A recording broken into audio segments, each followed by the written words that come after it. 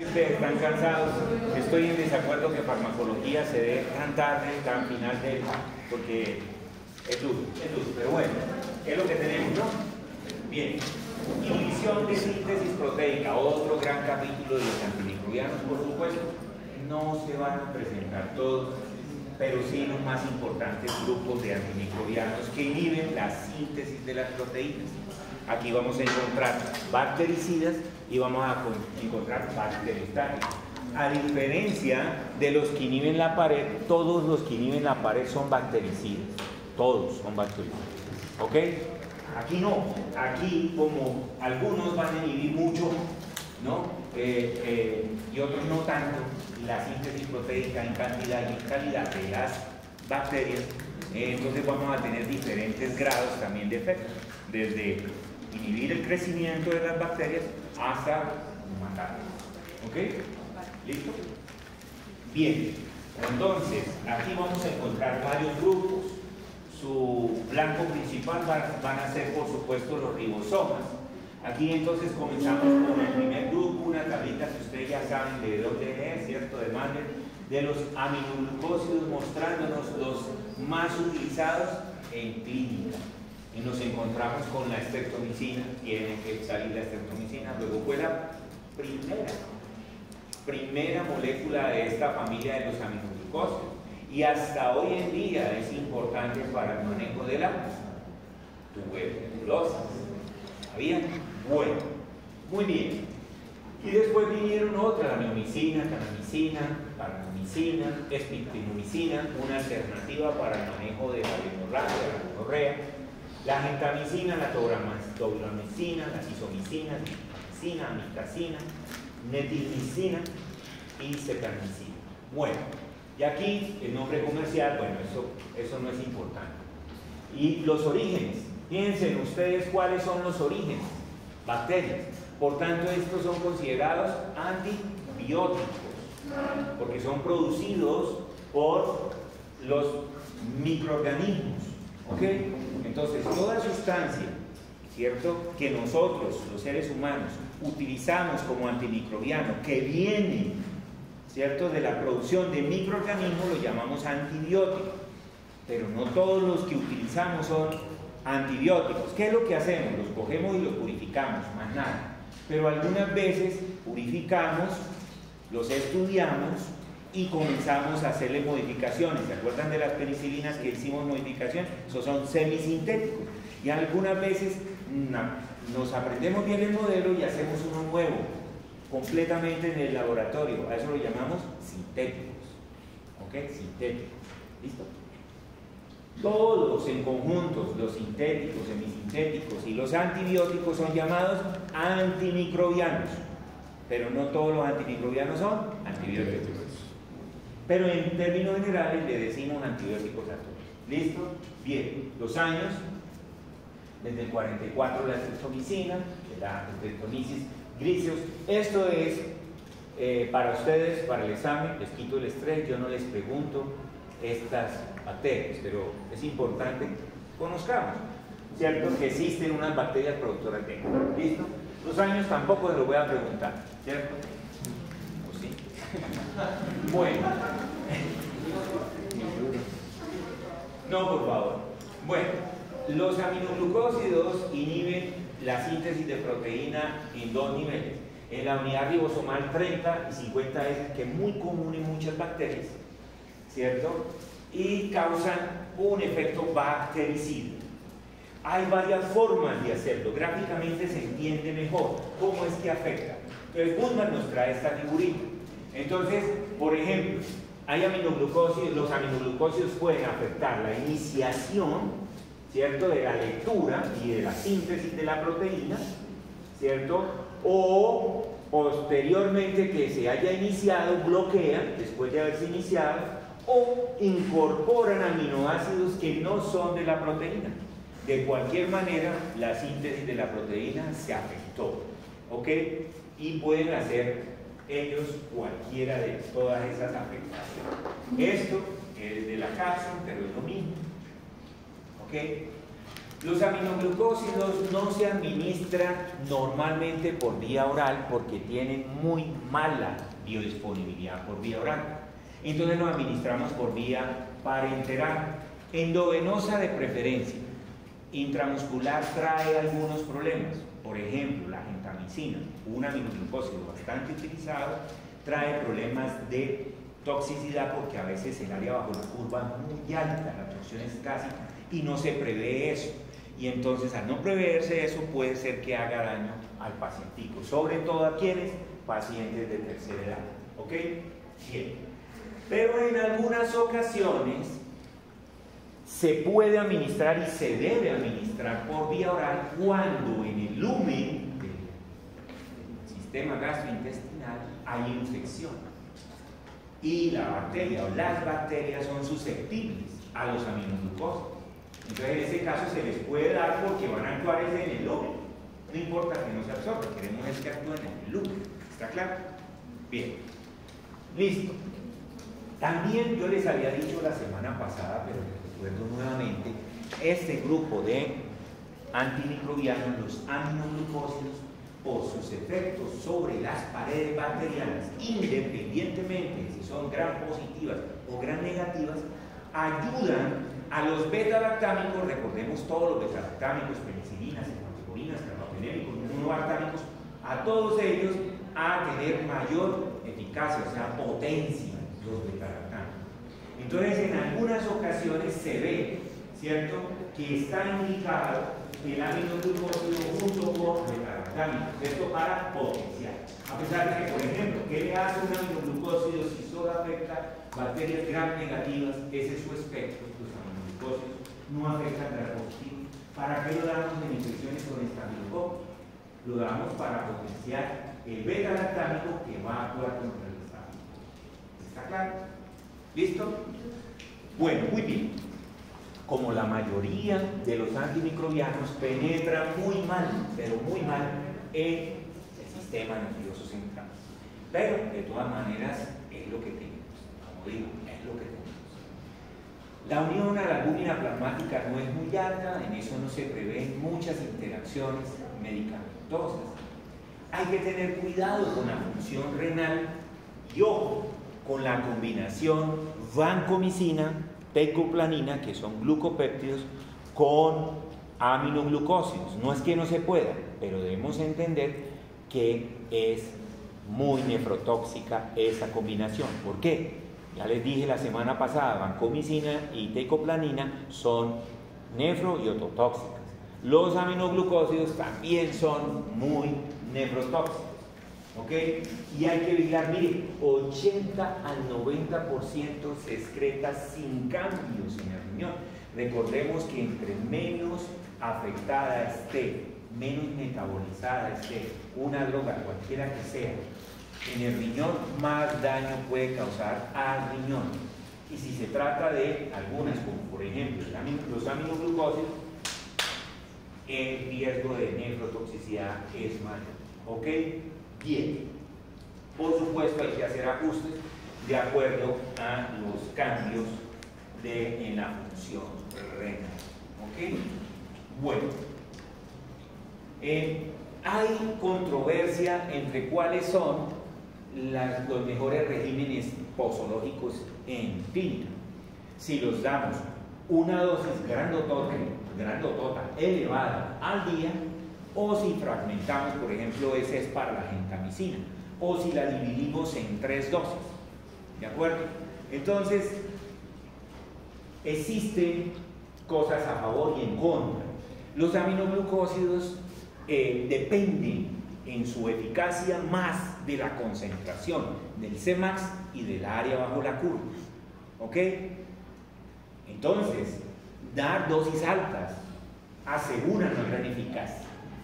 Pero al mismo tiempo, esa concentración máxima muy alta y área bajo la curva muy grande causa también nefrotoxicidad. Entonces, pues ahí está.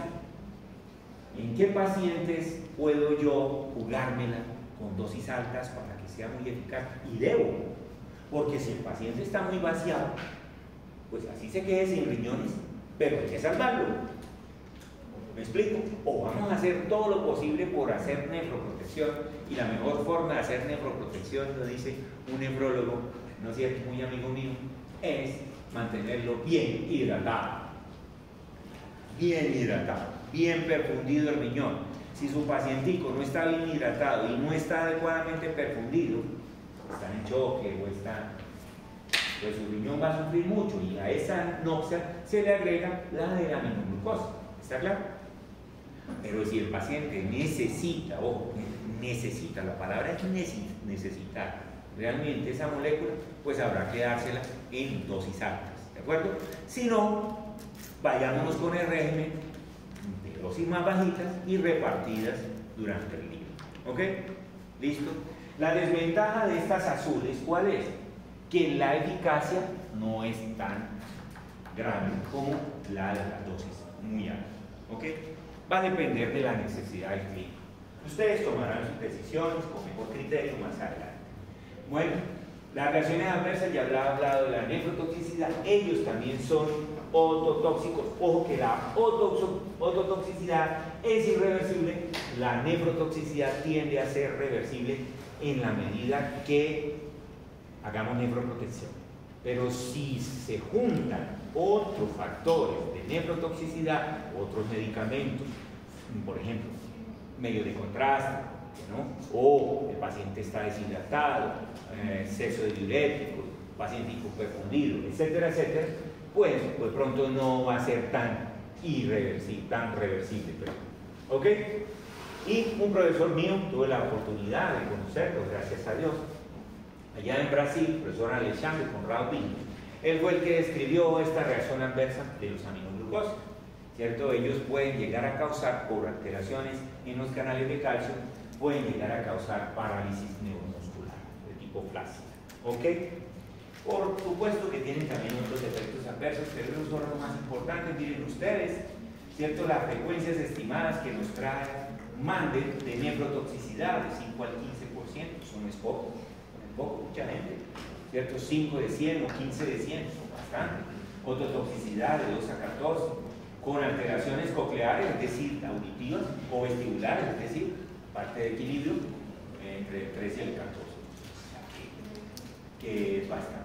En cambio, el bloqueo neuromuscular no es tan frecuente, dice es extremadamente raro, no dice los porcentajes. Imagino que eso está por el orden de 0.0 alguna cosa, ¿cierto? Bueno, y aquí los factores que aumentan el riesgo de nefrotoxicidad, ya les mencioné algunos, pacientes de edad avanzada, bueno, en fin, los que ustedes ya saben muy bien, ¿cierto? Los diuréticos, etc. Ya había mencionado, ¿cierto? Bueno, por supuesto, como cualquier otro medicamento, si es hipersensible al medicamento, pues está contraindicado, ¿cierto? En cuestiones de interacciones medicamentosas o con los otros medicamentos que ya había mencionado, pueden ser nefrotóxicos. Aquí entran muchos medios de contraste, los glucopéptidos, están las polimicinas, la amfotericina, la clina también, ¿no? Etc. Hay muchos. Hay que vigilarlos. Bueno, en cuanto a las indicaciones de los aminoglucósidos, pues infecciones por micobacterias, ya le dije cuál, ¿no es cierto? Típicas y atípicas, brucelosis, colangitis, son bastante buenos porque penetran muy bien vía biliar. En fibrosis quística también, inclusive existe un preparado de tobramicina especial con una biofarmacéutica especial para que pueda combatir las infecciones que los pacientes con fibrosis quística tienen, ¿sí? Diverticulitis, los pacientes de edad avanzada son los que más se aquejan de eso. Algunas veces el manejo no es quirúrgico, es antimicrobiano. Pacientes con endocarditis, sobre todo acá, no es endocarditis solo por gram negativa, las endocarditis por gram negativos son muy raras y el paciente tiende a estar muy comprometido cuando lo hace. Pero este es más para potenciar los beta-lactámicos que les mencioné, ¿ok? Que normalmente las endocarditis son más por gram positivos, ¿ok? ¿Listo? Endoftalmitis, bastante utilizada en endoftalmitis, muy utilizada por los oftalmólogos. Meningitis, sí, sobre todo potenciando aminoglucósidos, o en pacientes pequeñitos, neonatos, pretérminos, matérminos o lactantes menores que tienen diferente microbiología, afectados a veces por gram negativos en ellos pues los aminoglucósidos sí hacen tratamiento etiológico. En enfermedades inflamatorias pélvicas, por supuesto, es muy importante para complementar el espectro de muchos betalactámicos tipo penicilinas, o inclusive para complementar la clindamicina, que veremos más adelante, que también es un inhibidor de síntesis proteica. En la peste, neumonía hospitalaria, sinergia por infecciones por recreativos, como ya lo he dicho, tularemia, infecciones urinarias. Por supuesto, en infecciones urinarias nunca es primera línea un aminoglucósido, a no ser que el paciente esté en muy comprometidas condiciones, ¿cierto? Y que esto tenga, digamos, la indicación por un antibiograma. Resistencia se ha presentado, sí, sobre todo mediada por enzimas. La más resistente a las resistencias, ¿cierto?, de las aminoglucósidos es la amicacina, es una de las que más, ¿cierto? Y se considera aminoglucósido de reserva. Pasamos a otro grupo, ¿cierto? ¿Qué tiene esa mujer?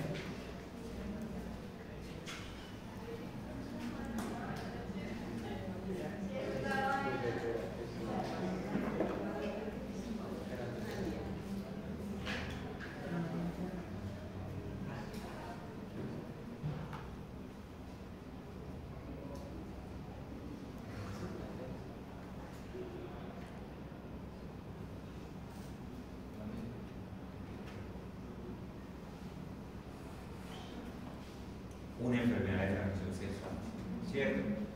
Listo, descarga y demás, probablemente en riesgo de una enfermedad pélvica, inflamatoria, familia, ¿cierto? ¿Por qué lo pongo acá?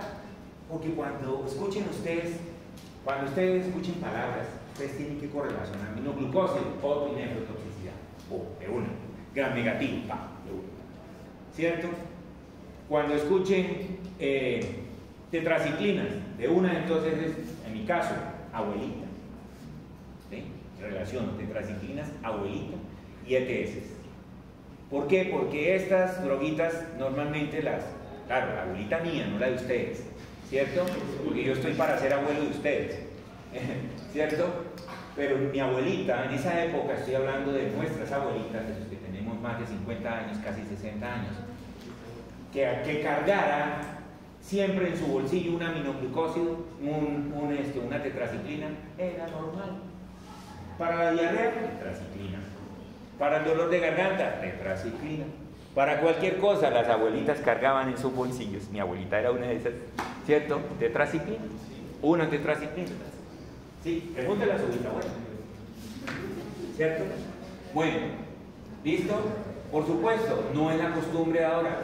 Una cosa que ustedes van a ver cuando tengan tiempo es que muchos de los grupos antimicrobianos los hemos dañado afuera, ¿cierto? Es decir, cuando no están prescritos, es decir, por automedicación. A eso me refiero fuera. ¿Listo? Bueno, aquí tenemos algunas, ¿no es cierto? Nombrecitos: oxitetraciclina, tetraciclina, demeclociclina, doxiciclina, minociclina y tigeciclina, que es de última generación. Esta es de última generación. Ojo con esta, la tigeciclina. Esta es una molécula peligrosa en varios sentidos. Uno, porque tiene efectos adversos importantes, hay que tener cuidado. Y otra, porque es una droga de reserva, así como lo es la daptomicina, ¿ok? ¿Listo? Como lo son las cefalosporinas de cuarta y de quinta generación, ¿ok? ¿Listo? Y ahí, bueno, sus presentaciones, las dosis habituales y algunas observaciones en relación con ello. Normalmente ellas solo inhiben la subunidad 30S ribosomal, tienden a causar más efectos bacteriostáticos que bactericidas, ¿ok? Pero eso también depende un poco del cuadro, pero la mayoría de las veces bacteriostáticos. La toxicidad selectiva de las tetraciclinas es baja, hace mucho daño también a las células del huésped, es decir, a nuestras células, ¿ok? Entonces, no es una molécula que la debemos dar liberalmente, por ejemplo, en el embarazo. durante la gestación porque afecta al producto de la gestación. Y en niños pequeños tampoco. Hay en este momento controversia. Las más seguras son mino y doxiciclina para los niños, más aún ellas, no hay acuerdo que se van a utilizar en menores de 10 años. Algunos dicen que sí se puede hacer, porque afectan crecimiento óseo, dentario. Hay niños que no les sale la dentición definitiva o les sale dañada por uso de tetraciclinas, ¿ok? O esto les sale muy manchaditos, ¿no? Etcétera. Y débiles, ¿ok? Listo. Entonces aquí este matachito es como para ir mostrando, ¿no? Los aminoglucósidos, las dos unidades afectan, ¿cierto? Las tetraciclinas, las 30S, ¿cierto? Los macrólidos y el cloranfericol, las 50S. Bueno, a diferencia de los aminoglucósidos, las tetraciclinas tienen una excelente biodisponibilidad por vía oral, alcanzan hasta el 100% por vía oral, ¿ok? Por vía oral. Y es rápida en muchos casos también la biodisponibilidad. El único problemita es que esté contraindicada la vía oral. Si está contraindicada la vía oral, pues ahí ni modo, ¿verdad? Listo. Inclusive que algunas veces podrán estar contraindicada la vía oral, pero no la enteral. ¿Entiendes eso, doctora?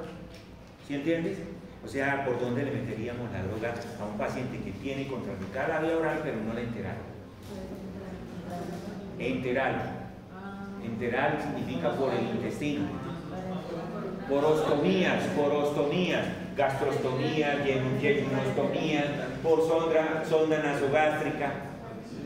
¿Ok? Tienes mucho que aprender todavía. No, enteral. Por ello el nombre parenteral, al lado de y enteral. Ojo con eso, ahí puede haber una trampilla. ¿Ok? Bueno, sí, está bueno con una pregunta. Bueno, como la mayoría cruza poco la barrera hematoencefálica, ¿listo? El metabolismo es hepático y también la excreción es renal. Ojo. La tetraciclina como tetraciclina hay que ajustarla si hay insuficiencia renal, ¿cierto? Y uno de sus isómeros. Pero la amino y la doxiciclina no requieren ajustes cuando hay alteraciones renales. Son las que más se utilizan ahora. Hoy en día casi no utilizamos la viramicina, es decir, la tetraciclina sola y clorada, no la utilizamos casi. Bueno. El espectro. Entonces, el espectro de los aminoglucósidos les dije que eran los gram negativos, ¿cierto? El espectro de las tetraciclinas es muy amplio. Gram positivas, gram negativas, anaerobias y bacterias atípicas. Bacterias atípicas. Es muy grande.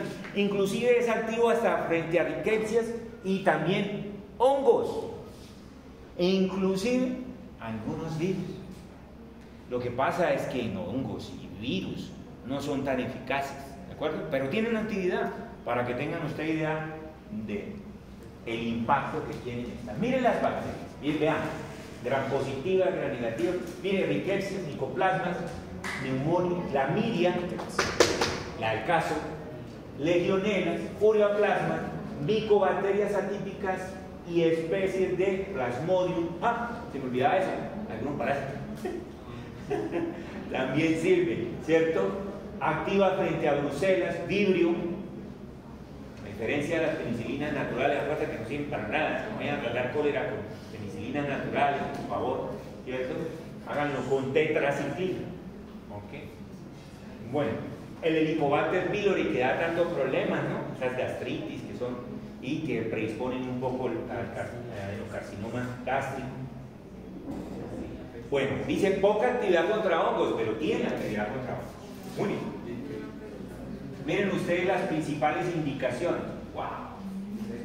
Angiomatosis bacilar en pacientes con infección por virus de la insuficiencia humana, causada esa infección por la Bartonella encellae y Bartonella quintana. ¿Cómo se llama? Angiomatosis bacilar. Se las voy a preguntar. Bartonelosis. brucelosis, cervicitis por clamidia, la que tenía la paciente, cólera, conjuntivitis con cuerpos de inclusión por la clamidia trachomatis, eso es problema a veces de ETS verticales en los niños, enfermedad de Lyme o de Lyme, como ustedes quieran decir, ¿cierto?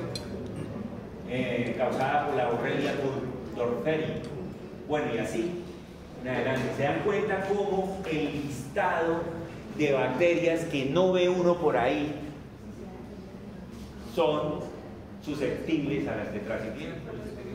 ¿Ok? Entonces, cuando enfrentemos esas cosas, miren, yo les digo una cosa: el que solo estudia gripe solo diagnostica gripe. Pero en la medida que ustedes tomen en serio las enfermedades infecciosas y compren de cabecera, no importa si ustedes van a ser auditores, o van a ser ministros, o van a ser administradores de un hospital o de una clínica, o van a ser radiólogos, o van a ser dermatólogos, no importa. Yo les recomiendo tengan 2 libros de cabecera. Uno es una buena farmacología, y lo hablo en serio, y otro es una buena infectología, lo digo en serio. ¿Ok? Se necesita saber sobre antibióticos y sobre enfermedades infecciosas. ¿Sí? En Brasil yo vi un profesor impresionante los diagnósticos que hacía, solo con clínica de enfermedades infecciosas, que para un montón de gente pasaba desapercibido la infección. Usted tiene tal cosa, tal cosa. Mire que no sé qué le describía esa lesión, que a un médico de verdad. ¿Ok? Ahora sin laboratorio no hacemos nada. Somos médicos de mentira. Nos cortan la luz y no hay informes de laboratorio, nos quedamos, ¿y ahora? Médicos de mentira. ¿Ok? Pues cuidado con eso. Muy bien. Aquí yo tengo algunas reacciones adversas. Ese es un gran problema de las tetraciclinas, las reacciones adversas. Bueno, estas no son tanto problemáticas, son frecuentes, pero no son graves, quiero decir. Problemáticas son a la hora de la adherencia, vómito, diarrea, riesgo de colitis, por Clostridium difficile, porque causa disbacteriosis, porque como tienen amplio espectro, matan un montón de no patógenos y causan disbacteriosis. Sí, eso fue, exacto, es muy frecuente. Fotosensibilidad, o con eso, pueden exponerse mucho al sol, lo mismo con las quinolonas. Pueden causar hepatitis importantes, sobre todo en estos estados, pues esto obviamente es porque se pasa por alto. No en mujeres de edad reproductiva, asegúrense de que no esté embarazada, ¿ok? Que son muy tóxicas para el producto de la gestación. También causan toxicidad renal, lo que les mencionaba sobre los problemas óseos y dentarios, sobre todo en niños y jóvenes, adolescentes también, ¿ok? Y son hematotóxicos, causan, por ejemplo, leucocitosis, púrpuras, ¿ok? Que son relativamente frecuentes. Las gastritis por la tetraciclina es mucho más frecuente que con 1012, pero las tetraciclinas causan una gastritis terrible. No combinarlas, importante, ojo, díganle a su paciente, no se la tome con leche. Si se la toma con leche, vomita hasta el estómago, ¿ok? Le causa una gastritis terrible, porque tetraciclinas y calcio no se dan, reaccionan y precipitan, y esa precipitación causa una gastritis terrible, ¿ok? Bueno, aprendieron, ¿no? Con lechecita, no, porque es que hay algunas personas, sobre todo esos son más de sus bisabuelas, ¿no? Uy, no, si va a tomar antibióticos eso lo debilita mucho, tómelo con lechecita. Tome. Hasta la vamos a ver otros que son los macrólidos, también pasa eso. Bueno, listo. Y aquí pues unos como se dice, información adicional. La tejiciclina, lo que quiero decirles es que, por favor, es una molécula relativamente nueva, de última generación, diseñada para enfrentar, miren, meticilino y vancomicino resistentes, ¿cierto? Entonces, por ahí en un inflado intensivo que yo les había dicho, yo les dejé una perlita y les dije, miren, llamen al infectólogo. El infectólogo les prohibió el uso a los intensivistas de esa clínica el uso de teliciclina, utilizaban teliciclina como si fuera agua, ¿sí? Gravísimo, sin criterio, ¿ok? Bueno, entonces, cuidado, esta bacteria, el Acinetobacter, pregúntele a un internista, a un intensivista y verá, es así, el Acinetobacter baumannii. ¿Qué bacteria de causar problemas? Ella no es muy patógena, realmente no es muy patógena, pero la muérgana casi es resistente a todo.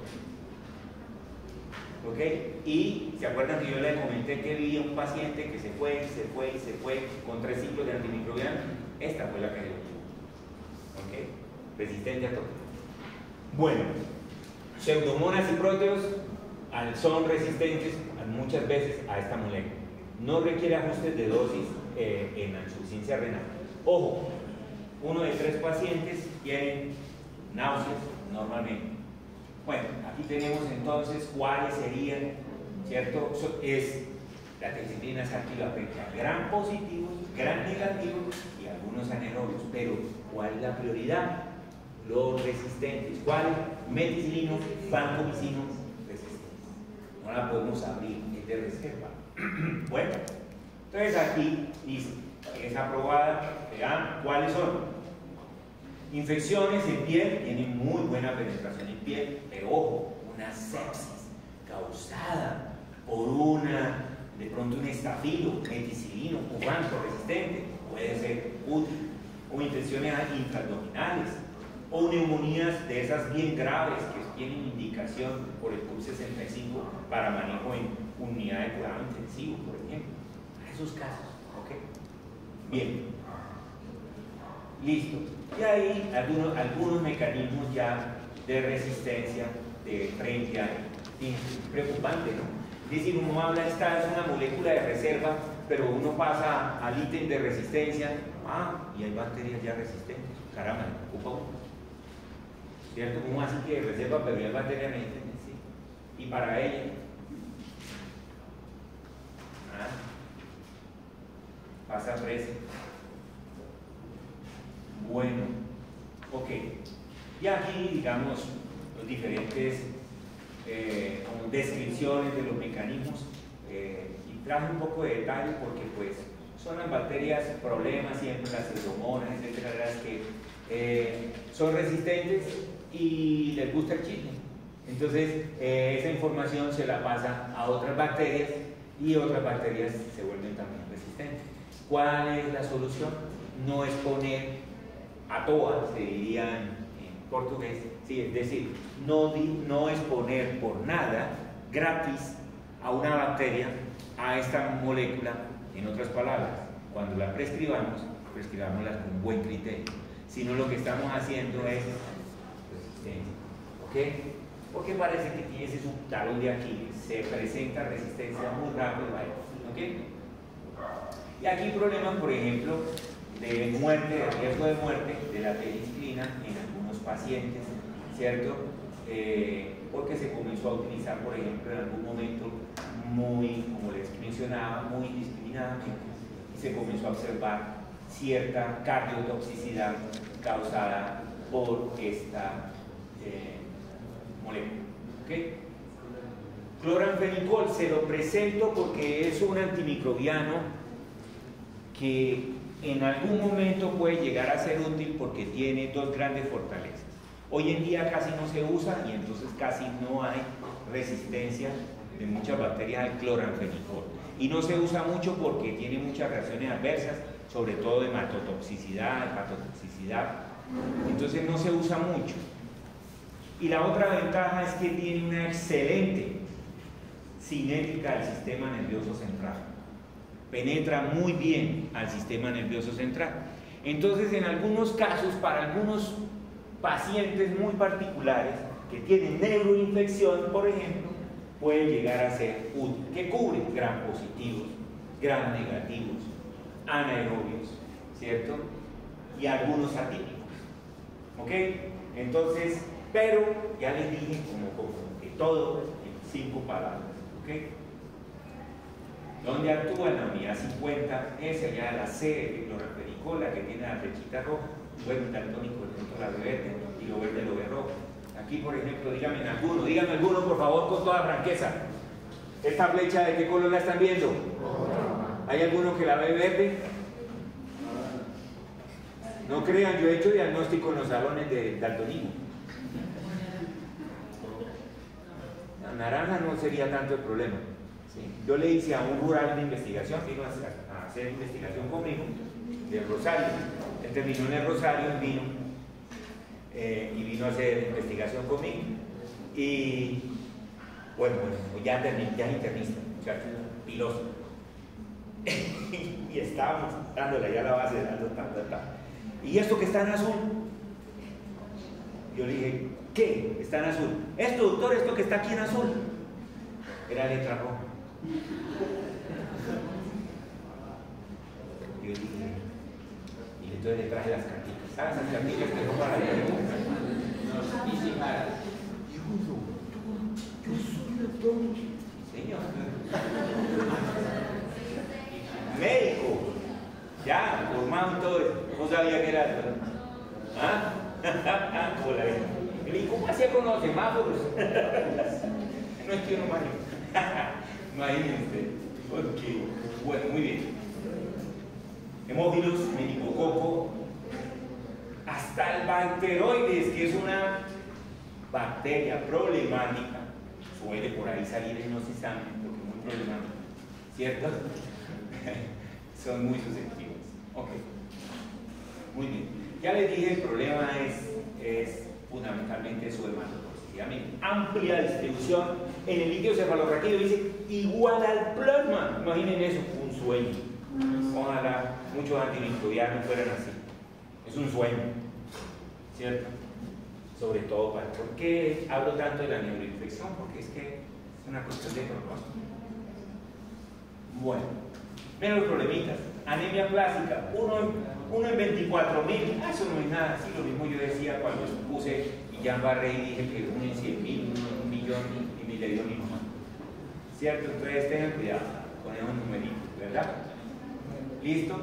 Pero no es lo único que causa anemia plástica. En el medio causa otra supresión de la médula ósea, trombocitopenias, depresión de la línea blanca, algunas granulocitosis, etcétera, etcétera, que son más frecuentes que la anemia plástica. La anemia plástica ya es lo más extremo.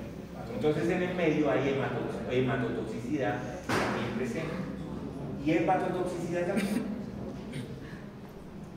tiende a utilizar mucho, a ser muy metabolizada por la citocromo 2D6. Recuerden que esta es la segunda citocromo más importante, o tercera, en metabolizar. Por tanto, las interacciones son muy frecuentes. Por favor. Mucha interacción, mucho antagonismo, y eso es competitivo, directo, ortostérico. ¿Ok? Listo, gracias. Bueno. Entonces aquí ¿qué tenemos? Interacciones con varios tipos de medicamentos. Vacunas, tacrolimus, sulfonilurias, ¿no? Ya la vieron con el doctor Felipe, ¿no? Rifampicina, esa la van a ver con el doctor Felipe, fenobarbital, ¿la vieron? ¿Ya? Lipocultivante no lo vieron. Difeniliantodina, ¿no? Sí. Sí. Claro, lipocultivante. No, profesor. Va a tocar hacer un examen acumulativo, va a tocar. El que, miren, les voy a amenazar, el que pierda farmacología el semestre entrante, van a ver, voy a hacer examen acumulativo.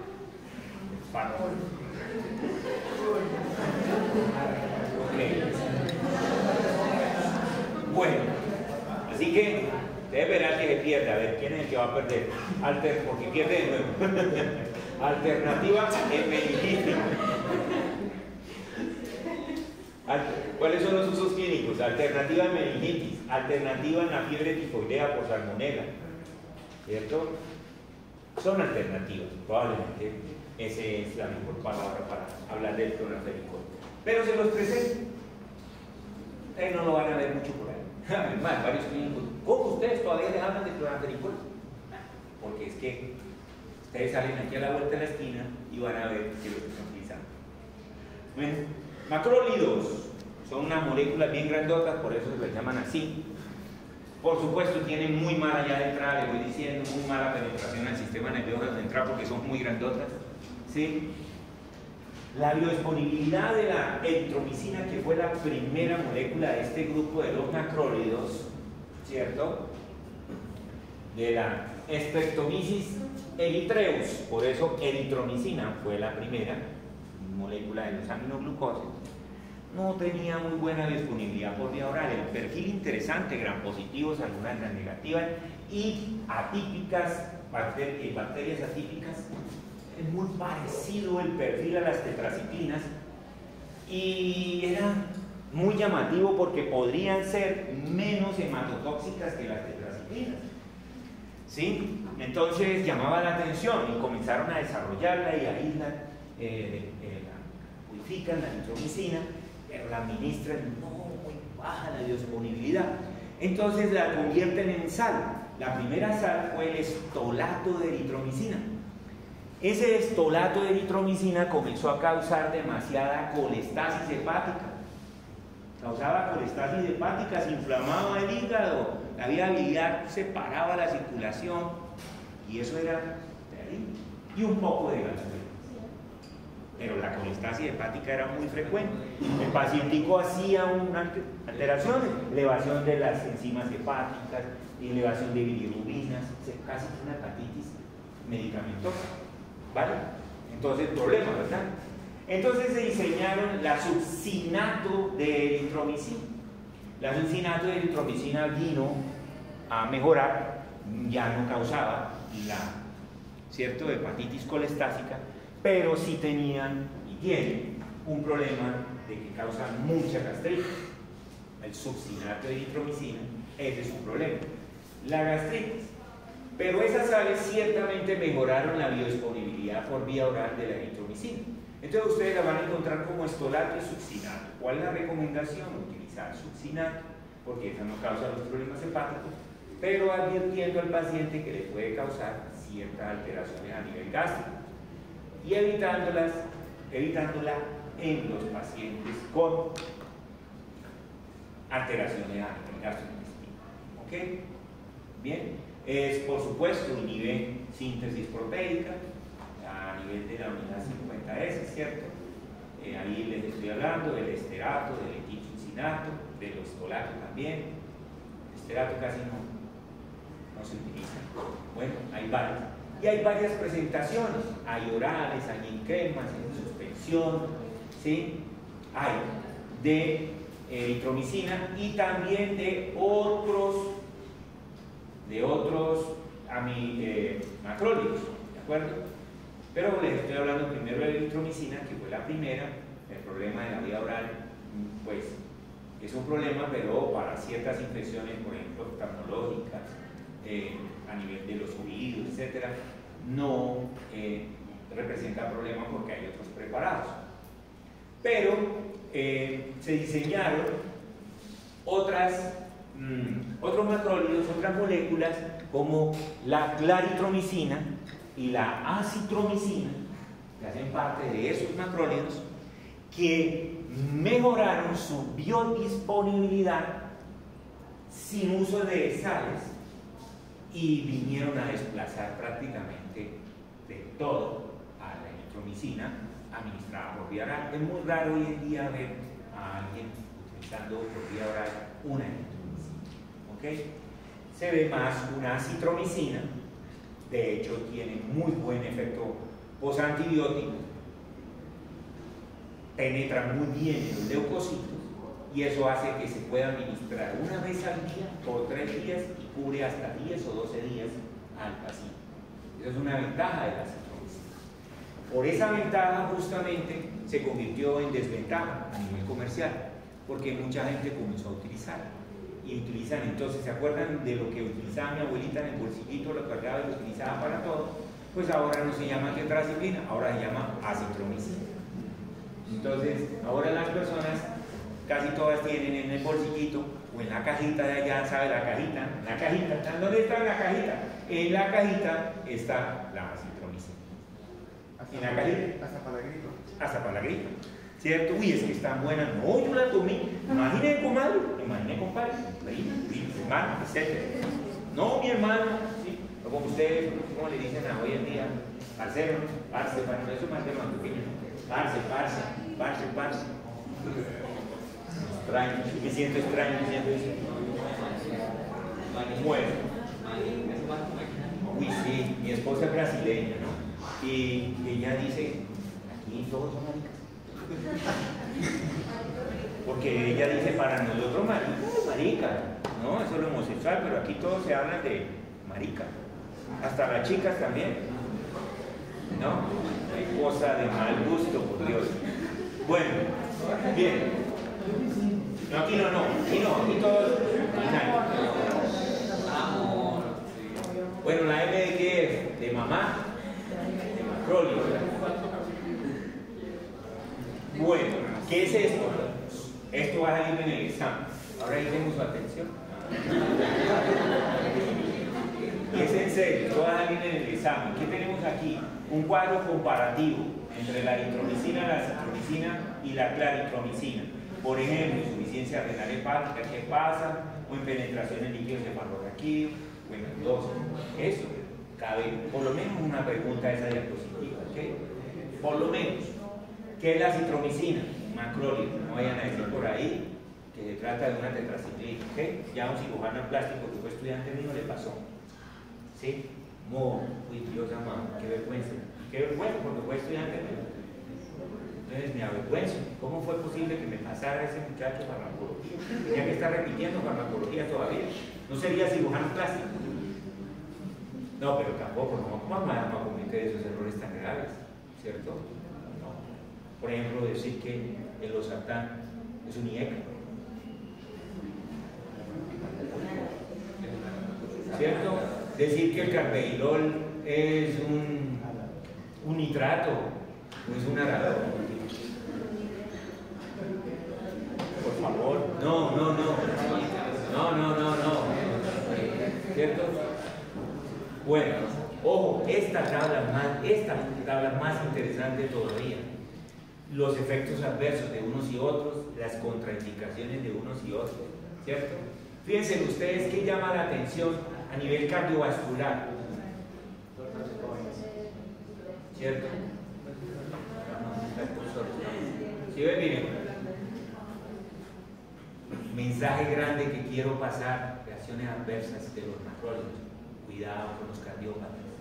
Yo veo acá tan liberalmente y en otros lugares que no. Yo he estado, por ejemplo, en Medellín, he estado en Bogotá, he tenido la oportunidad, por mis estudios y todo eso, ver, observar, estar en hospitales, en otros lugares. No tengo que salir de Colombia para ver calidad en la asistencia, en la atención, ¿cierto? Calidad de verdad.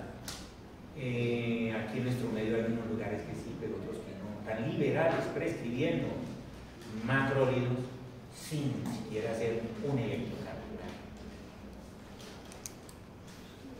¿Quién de los presentes aquí, cierto? Ustedes son muy jóvenes, pero no pueden descartar 100% si ustedes no tienen algún problema eléctrico en su corazón. Solo cuando de pronto hacen una manifestación clínica, como le pasó a un colega mío, ¿no? 33 años, de repente, ¡pum!, 5. Él venía presentando tiempo atrás, según dijo el electrocardiofisiólogo, una arritmia, solo que se manifestó clínicamente como 5 o 10 años después. Era médico, graduado, todo eso, no sabía que tenía un problema de ese tipo. ¿Ok? Entonces, hay que prestar atención. Ahora imaginen nuestros pacientes. Y miren las contraindicaciones. Muchas veces que dos létricas que aparecen QT.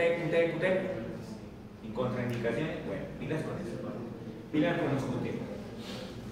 Pero esto es lo que más les gusta a ustedes, ¿cierto? Las tablas de los microorganismos, las concentraciones mínimas y monitorias, las 50, las 90, no 50, ¿cierto?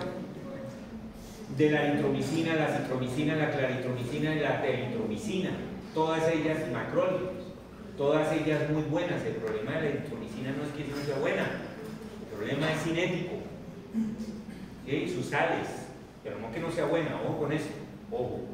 Y de pronto va a llegar a ser mejor que la misma citromicina porque se está utilizando menos. Claro, cuando no hay reacción cruzada de resistencia. ¿Cuáles son los sensibles? Ojo con los números. Recuerden cuáles son los números que buscamos. Los más bajitos. Ojalá por debajo de ¿cuánto? 1. Ojalá. Bueno, ¿cuáles son las indicaciones? Otitis media, faringitis, amigdalitis, neumonía, ¿cierto? Enfermedad inflamatoria pélvica, enfermedad ulcerosa genital, ¿eso qué son? Enfermedades de transmisión sexual, ¿cierto? Infecciones por Haemophilus ducretis, ¿no? Chancroide, todo eso, enfermedades de transmisión sexual. O sea, una de las buenas alternativas para las tetraciclinas si está contraindicada o precauciones muy importantes, los macrólidos. ¿Ok? Agudizaciones bacterianas desde la enfermedad de la EPOC, ¿no? De la enfermedad pulmonar obstructiva crónica. Hoy en día ustedes cogen las guías de manejo casi que de todo el mundo. Si el paciente es epocoso y se sospecha de infección, el paciente debe recibir un macrólido. Debe recibir un macrólido porque muchas veces las infecciones son por microorganismos que normalmente no causan infecciones respiratorias bajas. ¿Ok? Listo. Pero es una alternativa también los macrólidos para manejar una neumonía, por ejemplo. Es una alternativa para betalactámicos, estoy hablando de penicilina, cefalosporina. Mire la acitromicina, prevención del complejo de Mycobacterium avium, ¿sí? Sola combinada con rifabutina en pacientes con VIH, ¿cierto? También para la enfermedad diseminada por el complejo de avium, también en estos pacientes. Con esas indicaciones. Fíjense, en infecciones no complicadas de la piel y estructuras cutáneas, o sea, tejidos blandos, por estafilococo aureus, ¿ok? Inclusive meticilino sensible y algo moderadamente sensible, estreptococo piógenes o estreptococo galacticae, o sea, es el espectro de cefalosporinas de primera y segunda generación y penicilinas naturales y el espectro reducido. Ahí está, ¿sí o no? Como ustedes lo deben saber. Y si no lo saben, tienen que saber, ¿cierto? Uretritis y cervicitis por clamidias trachomatis o Neisseria gonorrea, es decir, como les dije, una muy buena alternativa para tetraciklina. ¿Ok? ¿Dónde? Ya me regresé, ¿cierto? Bueno, sí. Antes se decía que estaban contraindicados, pero hoy en día se habla por trimestres. ¿Sí? Por trimestres. Hoy en día la clasificación cambió a por trimestres. Y en algunos casos pueden llegar, si llegan a ser absolutamente necesarios, pudieran en el último trimestre, pudieran tener, no es que no tengan riesgo, tienen un riesgo cero, y es alto. Lo que prefiere uno para una paciente gestante, un riesgo A, inhibidores de pared, betalactámicos. ¿Podrían ser los de amplio espectro? No te metas con el espectro. No. O que espectro es espectro entre más amplio peor. Sí, pero por ejemplo, buscando gram negativos. No, pero nunca hables eso. Porque si tú sabes cuál es la infección, siempre debes utilizar, ojo, principio de terapia antimicrobiana, el menor espectro posible. No me confundan espectro con eficacia, ¿cierto? Y si queremos cubrir, si yo sé que mi paciente tiene una infección por gram negativos, pues utilizo antimicrobianos que me cubran gram negativos. ¿Ok? Porque para qué un amplio espectro. ¿Ok? Listo. Bueno, también sirve para el Helicobacter. Sirve, así como las tetracitrinas. Muy bien, sí, lo saben todo. Ya, me di cuenta. Infecciones en las que los macrólidos son no fármacos de elección. No es el mismo listado de las tetracitrinas, ¿sí ven? Pero aparecen intersecciones, perdón. Bartonella, Bordetella, Campylobacter, Clamidia, Pneumonium, Clamidia trachomatis, Haemophilus ducretis, Helicobacter pylori, Legionella, Mycobacterium avium. De aquí sale otra pregunta. Muy bien. Vamos con otro grupo. ¿Qué horas tenemos, doctora? 6:51. Ginkosaminas, ¿cierto? De ahí solo nos queda la clindamicina. Clindamicina, sí, porque la otra, en la farmacia se la tragaron. La famosa bomba, ¿no? Sí. Bueno, clindamicina. Tiene el espectro de la penicilina natural, o sea,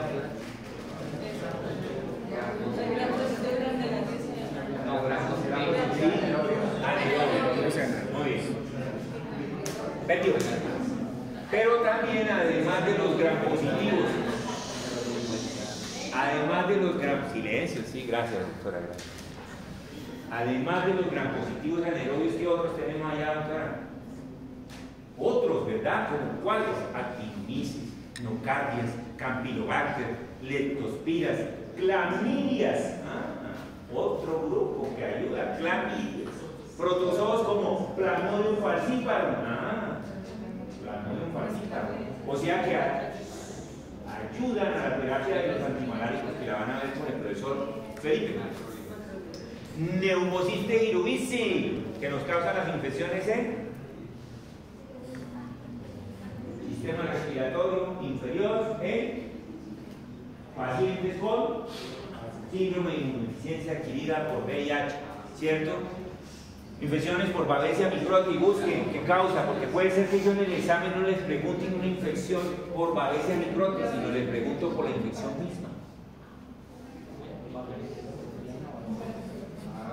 Infecciones por Toxoplasma gondii. Mínimo ustedes tienen que estudiar la clase, ¿cierto? Mínimo ustedes tienen que estudiar la clase, mínimo. Si no, no van a pasar. ¿Cómo? Mis preguntas van a ser muy fáciles, como siempre, esas de cardiovascular. Uy, yo comencé a tocarme aquí, ¿será que me va a salir leche? Casi que me sale leche haciendo mis preguntas. Allá en la casa, papá, ¿qué es lo que tiene ahí en el pecho? Cuando estaba haciendo ese examen, qué vergüenza, qué vergüenza. Bueno, ojo, estafilococos y estreptococos, ¿qué hacen aquí? Gram positivo, neumococo, gram positivo, Corynebacterium, también, Clostridium, a ver, ¿qué es gram positivo o gram negativo? Difícil, está difícil, ¿no? Bacteroides frágiles, micoplasmas. Clindamicina mucho más efectiva que la nincomicina, bueno, eso ya lo he dicho. Ojo con el estafilococo. Bueno, la clindamicina puede ser útil inclusive frente a meticilinos resistentes.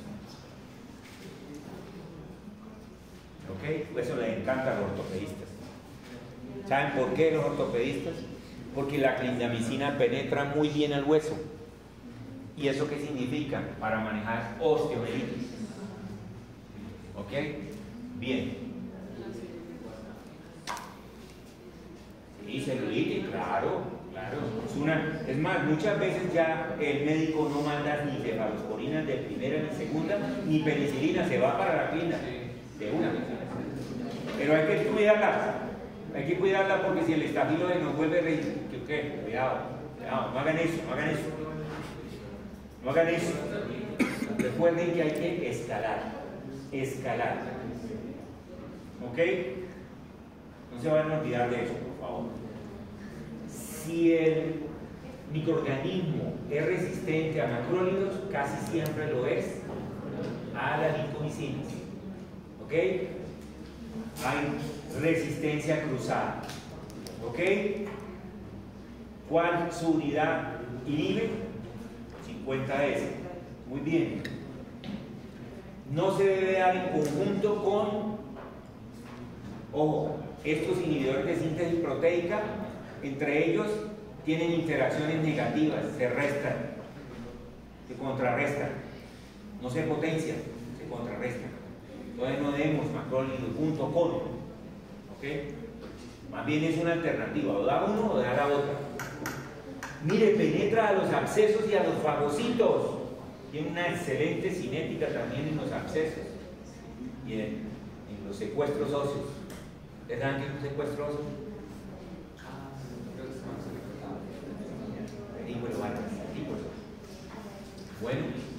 Bueno, y usos clínicos. ¿Qué dice ahí? Por anaerobios. Hoy en día casi uno no ve ese protocolo porque utilizan las personas los carbapenémicos, meropenémicos, ¿no? Tal, para las infecciones abdominales. Pero hace unas 2-3 décadas atrás era clindamicina, aminoglucósidos, o clindamicina, cefalosporinas de segunda y de tercera, o clindamicina con ureido carboxipenicilinas. Eso era muy frecuente ver, porque la clindamicina aseguraba muy bien la eficacia contra anaerobios y algunos gram positivos, y los demás cubrían los gram negativos. Astreonam, clindamicina. Vimos esa combinación para manejar ¿qué? Se lo mostré la semana pasada. El astreonam es un monobactámico y le dije que se lo combinaban con clindamicina o comicina para qué pacientes. Bueno, ¿sí ven? Hay que estudiar las clases.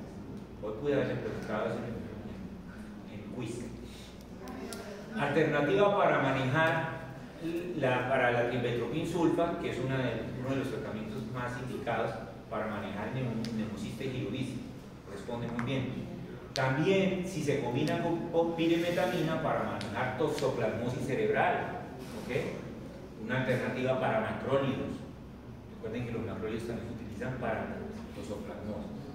Bueno, ustedes no pueden aprender esto si no hacen un montón de tablas, figuras, etc. Porque hay mucha intersección. ¿Okay? Yo les recomiendo que hagan todo eso. Infecciones en piel y osteoarticulares por áureo, sí señora. Reacciones adversas, diarrea relativamente frecuente, causa algo de bacteriosis. Ojo, por favor, enterocolitis pseudomembranosa por cervicile. Ajá. Y ojo, la inyección muy rápida, la infusión muy rápida endovenosa puede provocar hipotensión, arritmia y paro cardíaco.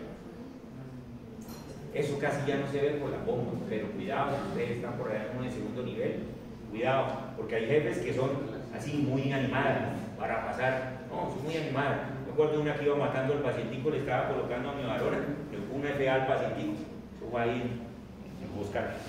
Y bueno, estaba indicada la amiodarona, ¿no? Estaba con respuesta ventricular rápida, estaba colapsando. Cuando vi ya la gente colgada con una jeringa de 20 centímetros, pasan la amiodarona. Está viendo, jefe.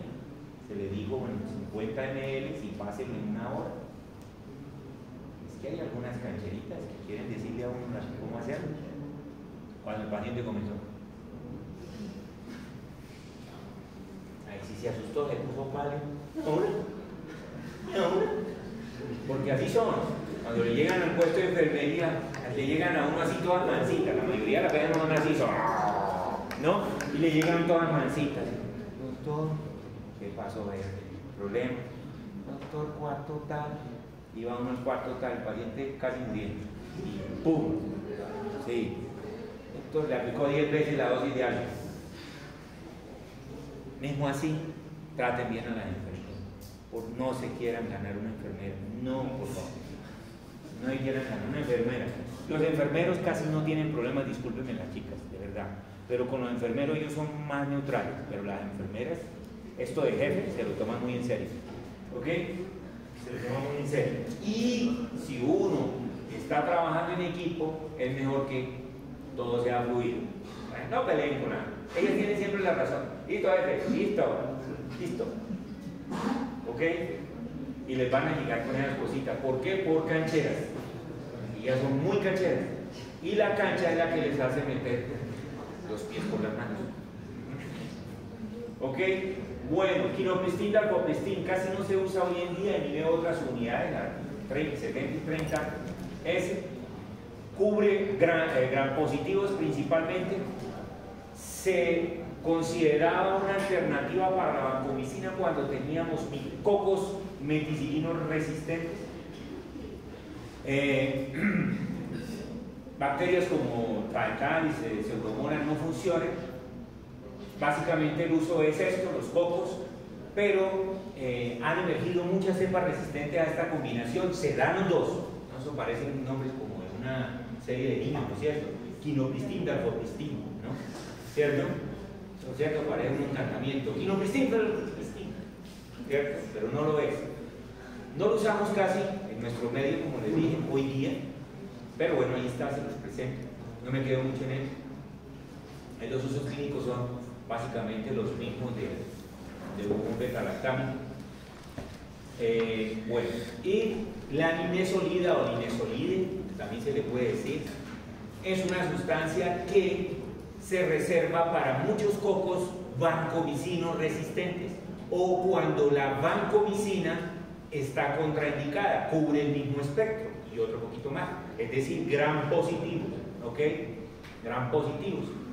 Y ojo, les mencioné, es de reserva, no tiene actividad frente a gram negativos ni tampoco frente a anaerobios y tiene un gran problema, que es muy hematotóxico. Ya vamos a ver el porcentaje de hematotoxicidad que puede llegar a causar y no cualquier hematotoxicidad, ¿ok?